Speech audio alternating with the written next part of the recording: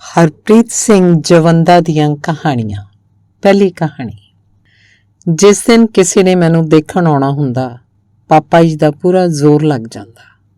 ਕਦੇ farm house ਨੂੰ ਆਉਂਦਾ, ਹਰ ਰਾਹ ਸਾਫ਼ ਕਰਦੇ, ਕਦੇ ਡੰਗਰ ਵਿਹੜੇ 'ਚੋਂ ਖੋਲ ਦੂਰ ਬੰਨ੍ਹ ਆਇਆ ਕਰਦੇ। ਫਿਰ ਖਾਣ ਪੀਣ ਦੇ ਕਿੰਨੇ ਸਾਰੇ ਟੇਬਲ ਕੁਰਸੀਆਂ, 100 ਪਾਪੜ ਵੇਲ, ਐਨ ਸਲੀਕੇ ਨਾਲ ਹਰ ਬੰਦੋਬਸਤ ਨੇਪਰੇ ਚਾੜਿਆ ਜਾਂਦਾ। ਫਿਰ ਮਿੱਥੇ ਦਿਨੋਂ ਸਾਰੇ ਵਾਵ ਰੋਲੇ ਵਾਂਗ ਆਉਂਦੇ, ਇੱਧਰ ਉੱਧਰ ਝਾਤੀਆਂ ਮਾਰਦੇ। ਪਸ਼ੂਆਂ ਦੀ ਮੰਡੀ ਵਿੱਚੋਂ ਸੋਹਣਾ ਪਸ਼ੂ ਲੱਭਦੇ ਹੋਏ ਵਪਾਰੀਆਂ ਵਾਂਗ ਖਾ ਪੀ ਕੇ ਫਿਰ ਖੁਸਰ ਫੁਸਰ ਸ਼ੁਰੂ ਹੋ ਜਾਂਦੇ ਤੇ ਮੁੜ ਸਲਾਹ ਕਰਕੇ ਦੱਸਾਂਗੇ ਆਖ ਆ ਗਏ ਹੋ ਜਾਂਦੇ। ਫਿਰ ਕਿੰਨੀਆਂ ਸਾਰੀਆਂ ਕਾਰਾਂ ਦੇ ਦੂਰ ਜਾਂਦੇ ਕਾਫਲੇ ਵੱਲੋਂ ਉਡਾਇਆ ਘੱਟੇ ਦਾ ਵੱਡਾ ਸਾਰਾ ਗੁਬਾਰ ਦੇਖ ਮੈਂ ਸਮਝ ਜਾਂਦੀ ਕਿ ਦੇਖਾ ਦਿਖਾਈ ਵਾਲੀ ਕਾਰਵਾਈ ਮਹਿਜ ਇੱਕ ਡਰਾਮਾ ਹੀ ਸੀ। ਫਿਰ ਜਦੋਂ ਬਾਪੂ ਜੀ ਮੇਰੇ ਸਿਰ ਤੇ ਪੋਲਾ ਜਿਹਾ ਹੱਥ ਫੇਰ ਮੈਨੂੰ ਹੌਸਲਾ ਦਿੰਦੇ ਤਾਂ ਮੈਨੂੰ ਪਤਾ ਲੱਗ ਜਾਂਦਾ ਇੱਕ ਬਾਪ ਦੇ ਵਜੂਦ ਅੰਦਰ ਕਿੰਨੀ ਟੁੱਟ ਭੱਜ ਚੱਲ ਰਹੀ ਹੁੰਦੀ। ਮੇਰਾ ਰੰਗ ਸਾਫ਼ ਨਹੀਂ ਸੀ, ਕਣਕ ਵੰਨਾ ਜਿਹਾ। ਕਨਸੋਆਂ ਲੈਂਦੇ ਬਹੁਤੇ ਰਿਸ਼ਤੇਦਾਰ ਦੀ ਪਹੁੰਚ ਬਸ ਮੈਨੂੰ ਰੰਗ ਗੋਰਾ ਕਰਨ ਵਾਲੀਆਂ ਕਰੀਮਾਂ ਦੇ ਨਾਮ ਦੱਸਣ ਤੱਕ ਹੀ ਸੀਮਤ ਰਹਿ ਗਈ ਸੀ। 10 ਕਿੱਲਿਆਂ ਦੀ ਖੇਤੀ, 4 ਬੱਚਿਆਂ ਦੇ ਬਾਪ ਕੋਲ ਇੰਨੀ ਪਹੁੰਚ ਨਹੀਂ ਸੀ ਕਿ ਵੱਡੀ ਧੀ ਨੂੰ MSc ਤੋਂ ਵੱਧ ਪੜ੍ਹਾਈ ਕਰਵਾ ਸਕਦਾ। ਅਖੀਰ ਇੱਕ ਦਿਨ ਮੈਂ ਦਿਲ ਦੀ ਗੱਲ ਖੋਲ੍ਹ ਹੀ ਦਿੱਤੀ। ਆਖਿਆ ਮੈਂ ਤਿਆਰੀ ਕਰਨੀ ਹੈ ਮੁਕਾਬਲੇ ਦੇ ਇਮਤਿਹਾਨ ਦੀ। ਮਾਂ ਨੇ ਸਾਰਾ ਟੂਮ ਛੱਲਾ ਗਹਿਣੇ ਧਰ ਦਿੱਤਾ। ਹਫ਼ਤੇ ਬਾਅਦ ਹੀ ਚੰਡੀਗੜ੍ਹ ਵਾਲੇ ਸੈਂਟਰ ਪਹੁੰਚ ਗਈ। ਪਾਗਲਪਣ ਦੀ ਹੱਦ ਤੱਕ ਅੱਪੜ ਗਿਆ ਮੇਰਾ ਜਨੂਨ ਸੀ। ਰਾਤੀ ਸੁਪਨਿਆਂ ਵਿੱਚ ਵੀ ਘੱਟਾ ਉਡਾਉਂਦੀਆਂ ਦੂਰ ਤੁਰੀਆਂ ਜਾਂਦੀਆਂ ਕਾਰਾਂ ਦੇ ਕਾਫਲੇ ਹੀ ਦਿਸਦੇ। ਮੈਂ ਉਸੇ ਵੇਲੇ ਅੱਬੜਵਾਏ ਉੱਠ ਫੇਰ ਪੜ੍ਹਨ ਲੱਗ ਜਾਂਦੀ। ਫਿਰ ਪ੍ਰੋਬੇਸ਼ਨ ਅਧਿਕਾਰੀ ਦਾ ਨਿਯੁਕਤੀ ਪੱਤਰ ਮਿਲਦਿਆਂ ਹੀ ਰਿਸ਼ਤਿਆਂ ਦਾ ਹੜ ਜਿਹਾ ਆ ਗਿਆ। ਇੱਕ ਦਿਨ ਵਿਚੋਲੇ ਨੇ ਆ ਕੇ ਦੱਸਿਆ ਕਿ ਮੁੰਡੇ ਵਾਲਿਆਂ ਨੂੰ ਮੈਂ ਪਸੰਦ ਸੀ, ਉਹ ਸਿਰਫ ਵਿਆਹ ਦੀ ਤਰੀਕ ਹੀ ਮੰਗਦੇ। ਮੈਂ ਹੈਰਾਨ ਸੀ, ਬਿਨਾਂ ਦੇਖਿਆਂ ਕੋਈ ਮੈਨੂੰ ਕਿੱਦਾਂ ਪਸੰਦ ਕਰ ਸਕਦਾ ਹੈ। ਆਖਣ ਲੱਗਾ ਦੇਖਣਾ ਦਿਖਾਉਣਾ ਕੀ ਹੈ ਜੀ, ਉਹਨਾਂ ਸਭ ਕੁਝ ਪਹਿਲਾਂ ਹੀ ਬੈਂਕ ਤੋਂ ਪਤਾ ਕਰਵਾ ਲਿਆ ਹੈ। ਪਰ ਹੁਣ ਮੈਂ ਤੇ ਬਿਨਾਂ ਦੇਖਿਆ ਹਾਂ ਨਹੀਂ ਕਰ ਸਕਦੀ। ਚੰਗੀ ਤਰ੍ਹਾਂ ਦੇਖੂੰਗੀ ਵੀ ਤੇ ਇੱਕ ਇੱਕ ਗੱਲ ਦੀ ਪਰਖ ਵੀ ਜ਼ਰੂਰ ਕਰੂੰਗੀ। ਸਾਰਾ ਕੁਝ ਆਪ ਮੁਹਾਰੇ ਹੀ ਆਖ ਦਿੱਤਾ। ਇਸ ਵਾਰ ਮੇਰੇ ਪਿਤਾ ਜੀ ਦੇ ਚਿਹਰੇ ਤੇ ਪਸਰ ਗਈ ਮਿੱਠੀ ਜਿਹੀ ਮੁਸਕਰਾਹਟ ਨੇ ਤਪਦੇ ਹੋਏ ਹਾੜ ਮਹੀਨੇ 'ਚ ਵਗ ਤੁਰੀ ਠੰਡੀ ਮਿੱਠੀ ਪਾਉਣ ਦੇ ਝੋਂਕੇ ਜਿੰਨਾ ਸਕੂਨ ਦਿੱਤਾ। ਫਿਰ ਮੇਰੇ ਸਿਰ ਤੇ ਫਿਰਦਾ ਹੋਇਆ ਉਹਦਾ ਪੋਲਾ ਜਿਹਾ ਇੱਕ ਹੱਥ ਮੈਨੂੰ ਦਿਲਾਸਾ ਨਹੀਂ ਸਗੋਂ ਮੇਰੀ ਦ੍ਰਿੜਤਾ ਨੂੰ ਹੋਰ ਵੀ ਪੱਕਿਆਂ ਕਰ ਰਿਹਾ ਸੀ। ਇਸੇ ਦੌਰਾਨ ਵਿਚੋਲੇ ਨੇ ਪਾਣੀ ਦਾ ਗਲਾਸ ਮੰਗਿਆ ਤੇ ਗਟ ਪੀ ਗਿਆ। ਫਿਰ ਖਾਲੀ ਗਲਾਸ ਟੇਬਲ ਤੇ ਰੱਖ ਸਿਰਫ ਇੰਨੀ ਗੱਲ ਆਖ ਸਕੂਟਰ ਨੂੰ ਕਿੱਕ ਮਾਰ ਹਵਾ ਹੋ ਗਿਆ। ਜਿੱਦਾਂ ਤੁਹਾਡੀ ਮਰਜ਼ੀ ਜੀ, ਮੇਰਾ ਕੰਮ ਤਾਂ ਬਸ ਸੁਨੇਹਾ ਦੇਣਾ ਹੀ ਸੀ। ਇਸ ਸਵੇਰ ਮੇਰੀ ਨਜ਼ਰ ਮੇਰੇ ਤੇ ਪਰਿਵਾਰ ਦੇ ਜਜ਼ਬਾਤਾਂ ਦਾ ਘਾਣ ਕਰ ਧੂੜ ਉਡਾਈ ਜਾਂਦੇ ਅਣਗਿਣਤ ਕਾਰਾਂ ਦੇ ਇੱਕ ਵੱਡੇ ਕਾਫਲੇ ਵੱਲ ਨਹੀਂ ਸਗੋਂ ਵਿਚੋਲੇ ਦੇ ਨਿਗੂਣੇ ਜਿਹੇ ਸਕੂਟਰ ਦੇ ਵਜੂਦ ਵਿੱਚੋਂ ਨਿਕਲੇ ਧੂਏਂ ਦੇ ਉਸ ਗੁਬਾਰ ਵੱਲ ਸੀ ਜਿਹੜਾ ਕਿਧਰੋਂ ਚੜ੍ਹ ਆਏ ਕਾਲੇ ਸਿਆਹ ਬੱਦਲਾਂ ਦੇ ਸਮੂਹ ਵਿੱਚੋਂ ਪੈਦਾ ਹੋ ਗਏ ਛਰਾਟੇ ਦੀਆਂ ਮੋਟੀਆਂ-ਮੋਟੀਆਂ ਕਣੀਆਂ ਨਾਲ ਪਤਾ ਹੀ ਨਹੀਂ ਲੱਗਾ ਕਦੋਂ ਲੋਪ ਹੋ ਗਿਆ ਸੀ। ਦੋਸਤੋ, ਦੁਨੀਆਦਾਰੀ ਦੀ ਮੰਡੀ 'ਚ ਖੁਦ ਦੀ ਕਦਰ ਇਨਸਾਨ ਨੂੰ ਖੁਦ ਆਪ ਨੂੰ ਹੀ ਪਾਉਣੀ ਪੈਂਦੀ ਹੈ। ਬੋਲੀ ਲਾਉਣ ਆਏ ਵਪਾਰੀ ਤਾਂ ਅਕਸਰ ਜ਼ੋਰ ਲਾਇਆ ਹੀ ਕਰਦੇ ਕਿ ਬਿਹਤਰੀਨ ਚੀਜ਼ ਘੱਟ ਕੀਮਤ 'ਤੇ ਹੀ ਮਿਲੇ। ਅਗਲੀ ਕਹਾਣੀ। ਜੰਮੂ ਤੋਂ ਆਖਰੀ ਬੱਸ ਮਿੱਥੇ ਟਾਈਮ ਤੋਂ ਕਾਫੀ ਲੇਟ ਆਈ ਸੀ। ਬਹੁਤ ਘੱਟ ਸਵਾਰੀਆਂ ਉਤਰੀਆਂ। ਹੌਲੀ ਜਿਹੀ ਉਮਰ ਦੀ ਇੱਕ ਕੁੜੀ ਇੱਧਰ ਉੱਧਰ ਤੱਕ ਰਹੀ ਸੀ। ਆਟੋ ਉਹਦੇ ਕੋਲ ਹੀ ਲੈ ਗਿਆ। ਪੁੱਛਿਆ ਕਿੱਥੇ ਜਾਣਾ ਹੈ? ਆਖਣ ਲੱਗੀ ਕਿਸੇ ਨੇ ਲੈਣ ਆਉਣਾ ਹੈ। ਸ਼ੁਕਰੀਆ। ਕੱਲੀ ਕਾਰੀ ਕੁੜੀ ਉੱਤੋਂ ਸਿਆਲ ਦੀ ਸ਼ਾਮ, ਫੋਨ ਵੀ ਨਹੀਂ ਸੀ ਕੋਲ ਉਹਦੇ। ਮੈਂ ਆਟੋ ਉੱਥੇ ਹੀ ਖਲਿਆਰੀ ਰੱਖਿਆ। ਕੁਝ ਚਿਰ ਉੱਥੇ ਖਲੋਤੀ ਉਡੀਕਦੀ ਰਹੀ। ਫਿਰ ਆਪ ਹੀ ਮੇਰੇ ਕੋਲ ਆ ਕੇ ਆਖਣ ਲੱਗੀ ਕਿ ਰੇਲਵੇ ਸਟੇਸ਼ਨ ਸਾਹਮਣੇ ਹੋਟਲ ਜਾਣਾ ਹੈ। ਪਿਛਲੀ ਸੀਟ ਤੇ ਬੈਠੀ ਦੇ ਹਾਵ ਭਾਵ ਵੇਖ ਤਰੀਕੇ ਜਿਹੇ ਨਾਲ ਕੁਝ ਸਵਾਲ ਪੁੱਛ ਲਏ। ਸ੍ਰੀਨਗਰ ਤੋਂ ਇੱਥੇ ਕਿਸੇ ਵਾਕਫਕਾਰ ਨੂੰ ਮਿਲਣ ਆਈ ਸੀ। ਹੁਣ ਮੈਨੂੰ ਅਸਲ ਕਹਾਣੀ ਕੁਝ ਸਮਝ 'ਚ ਆਉਣ ਲੱਗੀ। ਸਟੇਸ਼ਨ ਲਾਗੇ ਚੋਰ ਬਾਜ਼ਾਰ ਕੋਲ ਬਣੇ ਇੱਕ ਨਿੱਕੇ ਜਿਹੇ ਹੋਟਲ ਅੱਗੇ ਆਟੋ ਰੁਕਵਾ ਲਿਆ। ਮੈਂ ਸਲਾਹ ਦਿੱਤੀ ਕਿ ਸਮਾਨ ਇੱਥੇ ਹੀ ਛੱਡ ਜਾ, ਜਦੋਂ ਅਗਲਾ ਮਿਲ ਜਾਏ ਤਾਂ ਇਸ਼ਾਰਾ ਕਰ ਦੇਈਂ, ਮੈਂ ਅੰਦਰ ਲੈ ਆਵਾਂਗਾ। ਕੁਛ ਦੇਰ ਬਾਅਦ ਅੱਖਾਂ ਪੂੰਝਦੀ ਹੋਈ ਆਈ ਤੇ ਮੁੜ ਆਟੋ 'ਚ ਆ ਬੈਠੀ। 50 ਕੁ ਸਾਲ ਦਾ ਇੱਕ ਭਾਈ ਵੀ ਭੱਜਾ ਮਗਰੇ ਆ ਗਿਆ।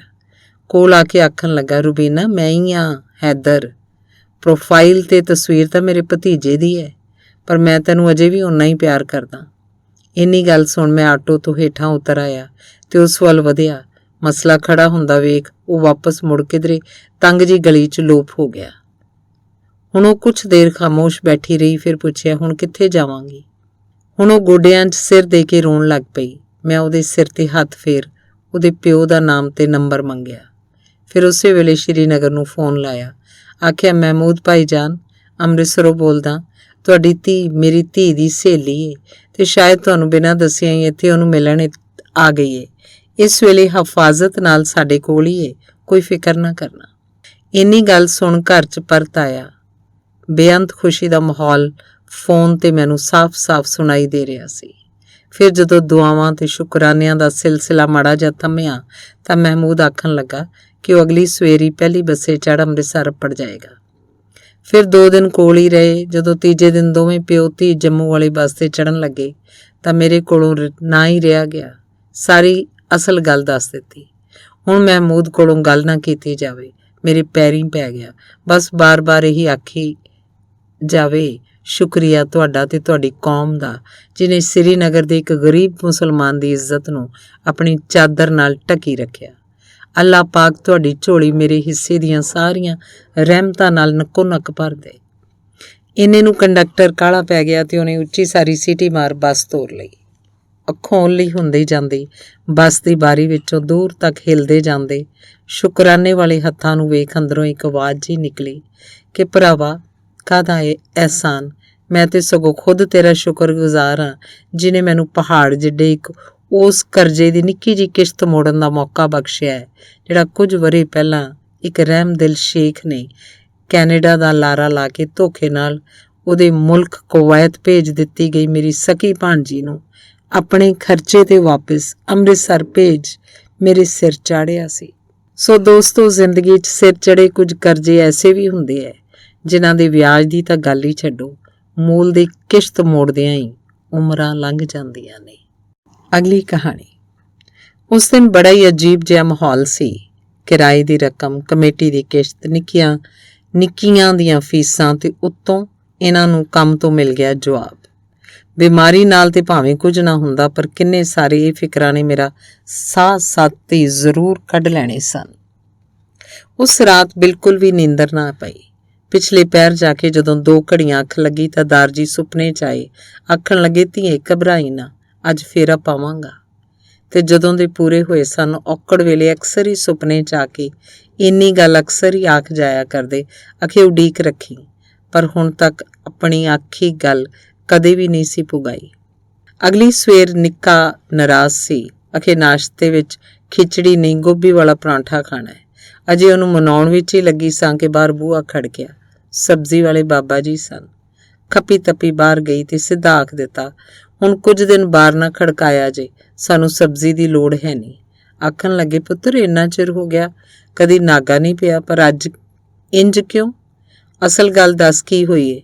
ਆਖਿਆ, ਇਹਨਾਂ ਦਾ ਕੰਮ ਛੁੱਟ ਗਿਆ, ਸਾਥੋਂ ਸਬਜ਼ੀ ਦੇ ਪੈਸੇ ਨਹੀਂ ਦੇ ਹੋਣੇ, ਉੱਤੋਂ ਕਿਰਾਏ ਦੀ ਵੀ ਬੱਸ ਹੋਈ ਪਈ ਏ। ਅੱਗੋਂ ਮੈਥੋਂ ਗੱਲ ਨਾ ਹੋਈ। ਉਹ ਹਟੇ ਨਹੀਂ।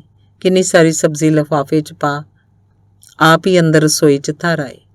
ਮੈਨੂੰ ਇਹ ਵਰਤਾਰਾ ਬੜਾ ਅਜੀਬ ਜਿਹਾ ਲੱਗਾ। ਆਖਿਆ, ਬਾਬਾ ਜੀ, ਜੇ ਉਧਾਰ ਵੀ ਦੇਣੀ ਸੀ ਤਾਂ ਘੱਟੋ ਘੱਟ ਤੋਲ ਤੇ ਲੈਂਦੇ। ਆਹ ਭਲਾ ਕੀ ਗੱਲ ਹੋਈ?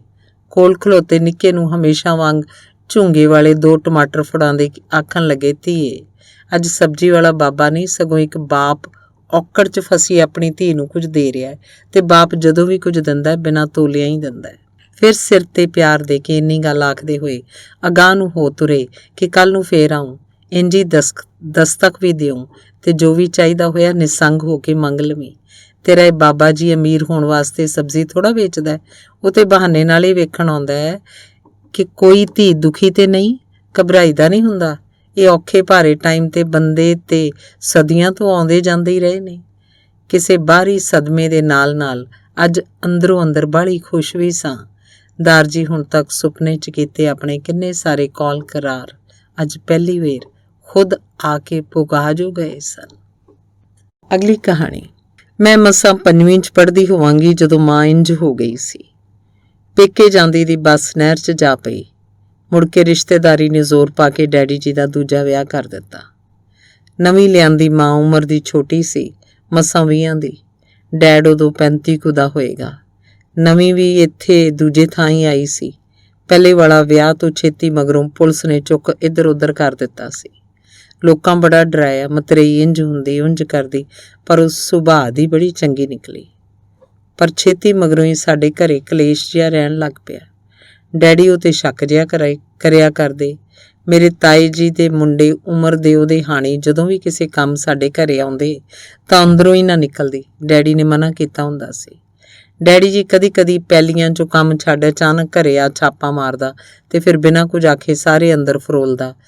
ਓਨੀ ਦੇਰ ਮੁਲਜ਼ਮਾਂ ਵਾਂਗ ਖੂੰਜੇ ਲੱਗੀ ਰਹਿੰਦੀ।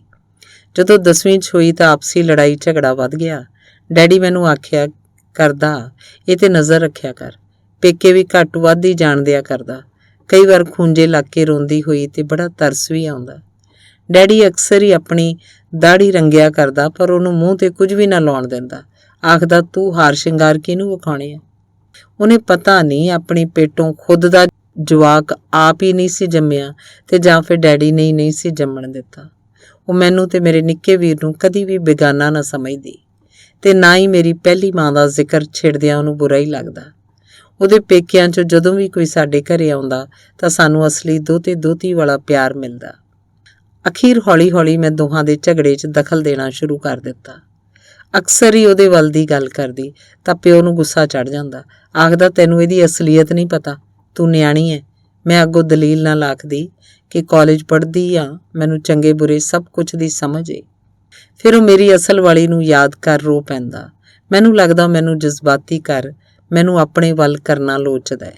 ਹੌਲੀ ਫਿਰ ਉਹਨੇ ਸ਼ਰਾਬ ਪੀਣੀ ਸ਼ੁਰੂ ਕਰ ਦਿੱਤੀ। ਉਹਨੂੰ ਇੰਜ ਕਰਨੋਂ ਮੋੜਦੀ, ਪਰ ਉਹ ਅੱਗਿਓਂ ਹਰ ਗੱਲ ਉਹਦੇ ਚਰਿੱਤਰ ਤੇ ਲਿਆ ਖਲਾਰਦਾ। ਅਖੀਰ ਸ਼ੱਕ ਇੰਨਾ ਵੱਧ ਗਿਆ ਕਿ ਇੱਕ ਦਿਨ ਸਿਖਰ ਦੁਪਹਿਰੇ ਸਾਡਾ ਟਰੈਕਟਰ ਮੋੜਨ ਆਇਆ ਗੁਆਂਢੀਆਂ ਦਾ ਸੀਰੀ ਕੁੱਟ ਦਿੱਤਾ। ਨਾਲਦਿਆਂ ਦੀ ਮਾਤਾ ਉਚੇਚਾ ਲਾਮਾ ਦੇਣ ਆਈ ਕਿ ਰੇਸ਼ਮ ਸਿਆਂ, ਤੂੰ ਕਮਲਾ ਹੋ ਗਿਆ, ਮੱਤ ਮਾਰੀ ਗਈ ਹੈ ਤੇਰੀ। ਅਖੀਰ ਇੱਕ ਦਿਨ ਉਹਦੀ ਵੱਖੀ 'ਚ ਪੀੜ ਉੱਠੀ। ਸ਼ਹਿਰ ਲੈ ਗਏ। ਉੱਥੇ ਡਾਕਟਰਾਂ ਦੱਸਿਆ ਕਿ ਸ਼ਰਾਬ ਕਰਕੇ ਲੀਵਰ ਖਰਾਬ ਹੋ ਗਿਆ। ਲਾ ਇਲਾਜ ਬਿਮਾਰੀ ਕਰਕੇ ਮਸੀਂ ਮਹੀਨਾ ਹੀ ਕੱਢਿਆ ਤੇ ਫਿਰ ਉਹੀ ਹੋਇਆ ਜਿਹਦਾ ਡਰ ਸੀ। ਹੁਣ ਮੈਂ ਤੇ ਮੇਰੀ ਮਾਂ ਕੱਲੀਆਂ ਰਹਿ ਗਈਆਂ। ਦੂਜੀ ਮਾਂ ਵੱਲੋਂ ਬਣੀ ਨਾਨੀ ਕਿੰਨੇ ਦਿਨ ਸਾਡੇ ਕੋਲ ਰਹੀ। ਮੈਨੂੰ ਆਪਣੀ ਅਸਲ ਨਾਨੀ ਬਿਲਕੁਲ ਵੀ ਚੰਗੀ ਨਾ ਲੱਗਦੀ। ਹਮੇਸ਼ਾ ਮੇਰੇ ਕੰਨ ਪਾਉਂਦੀ ਰਹਿੰਦੀ ਕਿ ਇਹਨੇ ਸਾਰੀ ਜ਼ਮੀਨ ਆਪਣੇ ਪੇਕੇ ਲੈ ਜਾਣੀ ਹੈ, ਤੁਹਾਨੂੰ ਦੋਵਾਂ ਨੂੰ ਭੁੱਖਿਆ ਮਾਰ ਦੇਣਾ। ਪਰ ਮੈਂ ਉਹਦੀ ਗੱਲ ਵੱਲ ਕੋਈ ਬਹੁਤਾ ਧਿਆਨ ਨਾ ਦਿੰਦੀ। ਅਖੀਰ ਜਦੋਂ ਮੇਰੇ ਵਿਆਹ ਦੀ ਗੱਲ ਚੱਲੀ ਤਾਂ ਕਿੰਨੇ ਸਾਰੇ ਰਿਸ਼ਤੇ ਆਏ। ਇੱਕ ਰਿਸ਼ਤਾ ਮੇਰੇ ਅਸਲ ਨਾਨਕੇ ਵੀ ਲੈ ਕੇ ਆਏ। ਮੇਰੀ ਮਾਮੀ ਦਾ ਭਤੀਜਾ, ਕੱਲਾ ਮੁੰਡਾ, ਕਿੰਨੀ ਸਾਰੀ ਜਾਇਦਾਦ ਸੀ, ਸ਼ੈਲਰ, ਆੜਤ, ਜ਼ਮੀਨ ਤੇ ਹੋਰ ਵੀ ਬਹੁਤ ਕੁਝ। ਪਰ ਸੀ ਮੇਰੇ ਤੋਂ ਕਿੰਨਾ ਵੱਡਾ। ਮੇਰੀ ਦੂਜੀ ਮਾਂ ਅੜ ਗਈ, ਅਖੇ ਮੇਰੀ ਧੀ ਨਾਲੋਂ 10 ਸਾਲ ਵੱਡਾ ਮੈਂ ਨਹੀਂ ਹੋਣ ਦੇਣਾ। ਆਖਣ ਲੱਗੀ, ਮੈਂ ਨਹੀਂ ਚਾਹੁੰਦੀ ਸ਼ੱਕ ਵਾਲਾ ਤਿੱਖਾ ਖੰਜਰ ਜਿਹੜਾ ਸਾਰੀ ਉਮਰ ਮੈਂ ਆਪਣੇ ਵਜੂਦ ਤੇ ਸਹਿੰਦੀ ਰਹੀ, ਮੇਰੀ ਧੀ ਵੀ ਸਹੇ। ਫਿਰ ਮੈਂ ਜਦੋਂ ਝੱਕਦੀ ਹੋਈ ਨੇ ਆਪਣੀ ਪਸੰਦ ਵੱਲ ਉਂਗਲ ਕਰ ਦਿੱਤੀ ਤਾਂ ਉਹਨੇ ਆਪਣੀ ਜਾਨ ਜੋਖਮ 'ਚ ਪਾ ਕੇ ਵੀ ਇਹ ਰਿਸ਼ਤਾ ਤੋੜ ਤੱਕ ਨਿਭਾਉਣ 'ਚ ਮੇਰੀ ਪੂਰੀ ਮਦਦ ਕੀਤੀ।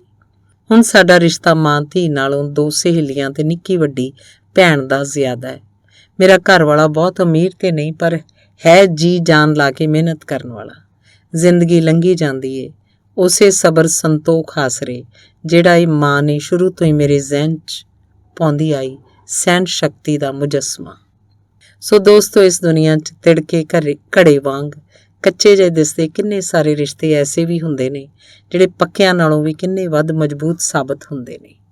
ਇਹ ਪੱਕੇ ਰਿਸ਼ਤੇ ਤੇ ਪੱਕੀਆਂ ਸਾਂਝਾਂ ਸੱਚੇ ਰੱਬ ਵੱਲੋਂ ਉਚੇਚੇ ਤੌਰ ਤੇ ਘੜੀਆਂ ਹੁੰਦੀਆਂ ਹੈ, ਸਿਰਫ ਤੇ ਸਿਰਫ ਆਪਣੇ ਉਹਨਾਂ ਮਿੱਤਰ ਪਿਆਰਿਆਂ ਲਈ ਜਿਹੜੇ ਨਫੇ ਨੁਕਸਾਨ ਦੀ ਪਰਵਾਹ ਕੀਤੇ ਬਗੈਰ ਹਮੇਸ਼ਾ ਸੱਚ ਦਾ ਸਾਥ ਦਿੰਦੇ ਨੇ। ਅਗਲੀ ਕਹਾਣੀ। ਜਿਸ ਪੰਪ ਤੇ ਨੌਕਰੀ ਮਿਲੀ ਫੌਜ 'ਚੋਂ ਰਿਟਾਇਰ ਕਰਨਲ ਬਲਬੀਰ ਸਿੰਘ ਜੀ ਦਾ ਸੀ। ਸਖਤ ਸੁਭਾਅ ਦੇ ਮਾਲਕ, ਅੱਖਾਂ ਹੀ ਅੱਖਾਂ 'ਚ ਅਗਲੇ ਦੀ ਜਾਨ ਕੱਢ ਲਿਆ ਕਰਦੇ। ਉਹ ਹਮੇਸ਼ਾ ਹੀ ਚਿੱਟੇ ਕੱਪੜਿਆਂ 'ਚ ਦਿਸਦੇ। ਇੱਕ ਦਿਨ ਸਪਲਾਈ ਵਾਲਾ ਟਰੱਕ ਆਉਣਾ ਸੀ। ਸਵੇਰੇ ਬਾਹਰ ਰੌਲਾ ਪੈ ਗਿਆ। ਇੱਕ ਬੰਦਾ ਤੇਲ ਪਾਉਣ ਵਾਲੇ ਮਿੱਠੂ ਸਿੰਘ ਨੂੰ ਧੌਣੋਂ ਫੜੀ ਧੋਂਦਾ ਹੋਇਆ ਦਫ਼ਤਰ ਅੰਦਰ ਲਿਆ ਰਿਹਾ ਸੀ। ਅੰਦਰ ਵੜਦਿਆਂ ਆਖਣ ਲੱਗਾ, ਆਪਣੇ ਮਾਲਕ ਨੂੰ ਸੱਦੋ। ਪੁੱਛਿਆ ਕੀ ਗੱਲ ਹੋਈ ਤਾਂ ਮਿੱਠੂ ਸਿੰਘ ਨੂੰ ਚਪੇੜਾ ਮਾਰਦਾ ਆਖਣ ਲੱਗਾ, ਪੈਟਰੋਲ ਦੀ ਥਾਂ ਡੀਜ਼ਲ ਭਰ ਦਿੱਤਾ ਕੰਜਰ ਨੇ, ਸੱਤਿਆਨਾਸ ਕਰ ਦਿੱਤਾ ਨਵੀਂ ਗੱਡੀ ਦਾ, ਕੌਣ ਭਰੂ ਹੁਣ ਇਹ ਨੁਕਸਾਨ? ਹੰਝੂ ਪੂੰਝਦੇ ਮਿੱਠੂ ਸਿੰਘ ਵੱਲ ਨਜ਼ਰ ਗਈ ਤਾਂ ਉਹਦੇ ਘਰ ਦੇ ਹਾਲਾਤ ਅੱਖਾਂ ਅੱਗੇ ਘੁੰਮ ਗਏ।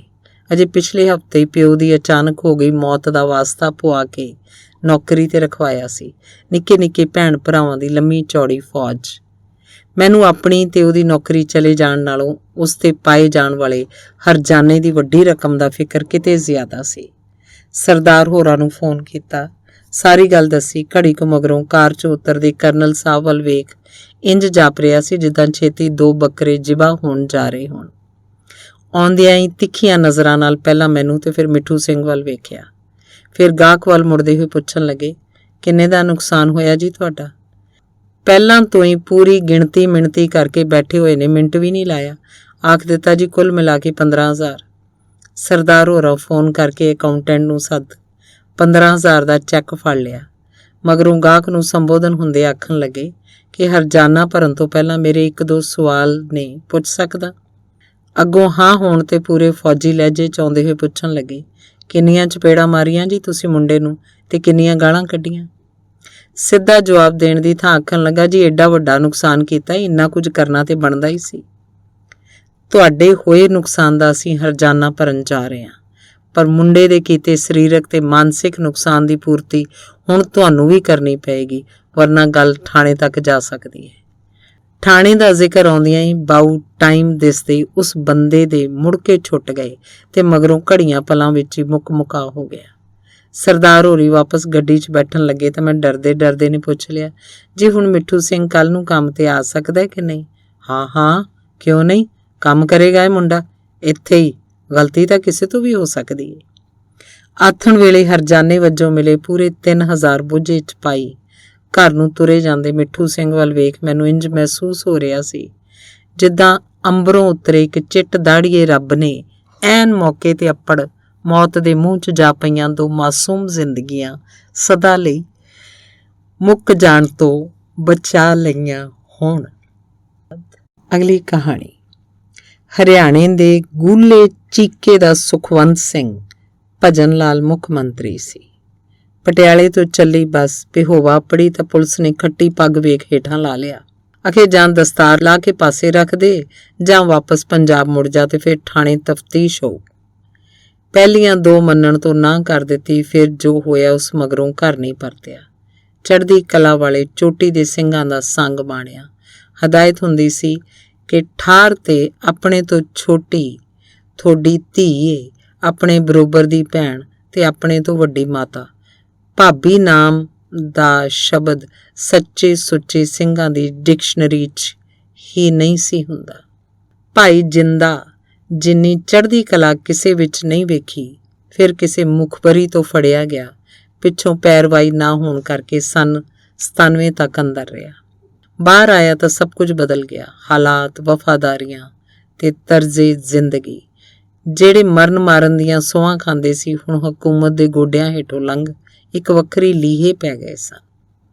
ਜ਼ਮੀਨ ਜਾਇਦਾਦ ਘਰ-ਬਾਰ ਸਭ ਕੁਝ ਵਿਕ ਚੁੱਕਾ ਸੀ।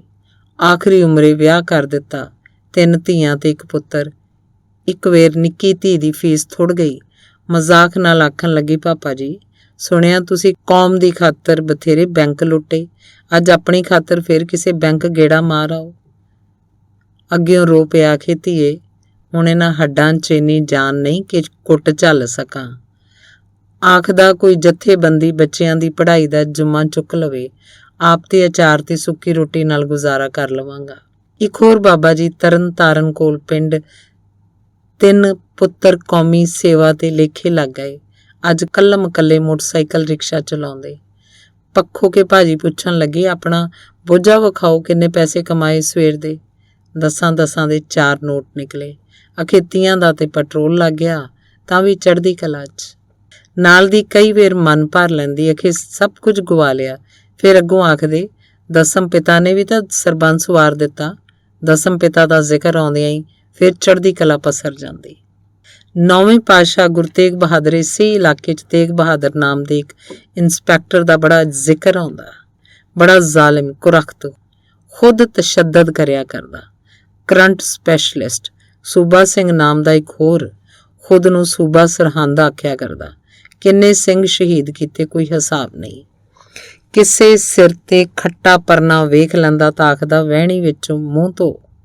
ਸਵਰਨ ਸਿੰਘ ਡੀਐਸਪੀ ਉਹੀ ਸਵਰਨ ਸਿੰਘ ਜੀ ਨੇ ਗਾਇਕ ਦਿਲਸ਼ਾਦ ਅਖਤਰ ਨੂੰ ਡੇਰੇ ਬਾਬੇ ਨਾਨਕ ਕੋਲ ਚੱਲਦੇ ਪ੍ਰੋਗਰਾਮ 'ਚ AK-47 ਦਾ ਬ੍ਰਸ਼ਟ ਮਾਰ ਮੁਕਾ ਦਿੱਤਾ ਸੀ। ਮਨਪਸੰਦ ਗਾਣੇ ਗਾਉਣ ਤੋਂ ਨਾ ਜੋ ਕਰ ਦਿੱਤੀ। ਅਖੀਰ ਖੁਦ ਨੂੰ ਵੀ ਪੁੜਪੁੜੀ ਤੇ ਪਿਸਤੌਲ ਚਲਾ ਕੇ ਖਤਮ ਕਰ ਲਿਆ। ਕੀਤੇ ਗੁਨਾਹਾਂ ਦਾ ਜ਼ਮੀਰ ਤੇ ਪੈਂਦਾ ਭਾਰ ਵਿਰਲੇ ਢਾਵੇਂ ਸਹਿ ਸਕਦੇ। ਇੱਕ ਹੋਰ ਹਰਜਿੰਦਰ ਸਿੰਘ ਨਾਮ ਦਾ ASI ਇੱਕ ਦਿਨ ਗੱਡੀ ਹੇਠ ਸਿਰ ਦੇ ਦਿੱਤਾ। ਉਸ ਵੇਲੇ ਖੁਦ ਨੂੰ ਰੱਬ ਸਮਝਦੇ ਕਈ ਅੱਜ ਕਮਲੇ ਹੋਏ ਤੁਰੇ ਫਿਰਦੇ। ਜਿਸ ਔਲਾਦ ਖਾਤਰ ਸਿੰਘਾਂ ਦੇ ਖੂਨ ਦੇ ਸੌਦੇ ਕੀਤੇ, ਅੱਜ ਉਹੀ ਔਲਾਦ ਸੂਈ ਦੇ ਨੱਕੇ 'ਚੋਂ ਲੰਘਾਉਂਦੀ ਏ। ਉਹਦੀ ਚੱਕੀ ਚੱਲਦੀ ਹੌਲੀ ਪਰ ਪੀਂਦੀ ਬੜਾ ਬਰੀਕ।